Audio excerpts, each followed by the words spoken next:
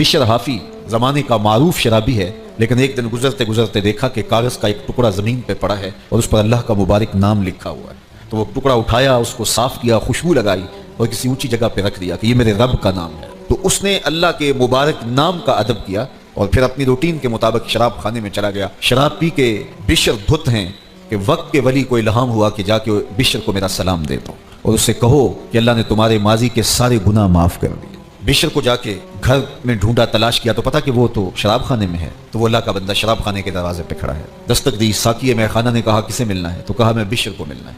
तो उसने सर से पांव तक देखा कि ये बुजुर्ग सूरत और शराब खाने के दरवाजे पे और बिशर को मिलना चाहते हैं।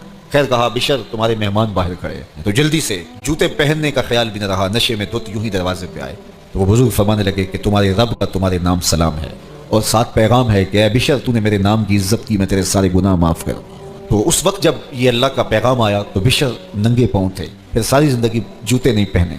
फरमाते थे जब मेरे नाम मेरे रब का पैगाम आया तो उस वक्त मैं नंगे पांव था, लिहाजा मैं अपने इस मामले को बरकरार रखूंगा, हमेशा नंगे पांव रहूंगा ताकि मुझे ये मुस्तहज़र रहे मेरे रब का पैगाम और संदेशा मेरे नाम आया था। तो सारी जिंदगी फिर हजरत बिशर ने जूते नहीं पहने, इसी वजह से उन्हें बिशर हाफी कहा जाता है, नंगे पांव वाला। लेकिन कुदरत ने एहतमाम क्या किया था, बिशर हाफी ने जिस बाजार से गुजरना होता, जिस गली से जाना होता, उस गली में जानवर भी लीद न करते। अल्लाह उन गलियों की सफाई का कुदरती एहतमाम फरमाता और वहां जानवर भी गलाजत न डालते कि यहाँ बिशर का गुजर होना है। हजरत बिशर हाफी अलैहिर्रहमा घर से निकल के मस्जिद में नमाज पढ़ने आते थे। तो एक दिन एक शख्स ने मस्जिद में पहुंच के कहा, लोगों बिशर हाफी का इंतकाल हो गया। लोगों ने कहा कि तुम्हें कैसे पता चला, किसने खबर दी? खबर तो किसी ने नहीं दी, लेकिन वो रास्ता जिस रास्ते से बिशर हाफी निकल के मस्जिद में आते हैं उस रास्ते में जानवरों ने गोबर किया है। तो इसका मतलब यह है कि बिशर अब दुनिया में नहीं रहे, वरना उलूही एहतमाम है कि वो गलियां साफ होती हैं। अब हजरत बिशर हाफी का वाकया ही इंतकाल हो चुका था। तो कुदरत ने उनकी ताज़ीम और ताकीद की कि जब तूने मेरे नाम का एहतराम किया तो मैं तेरा एहतराम और तेरी तकरीम को लोगों पे लाजिम कर दूंगा।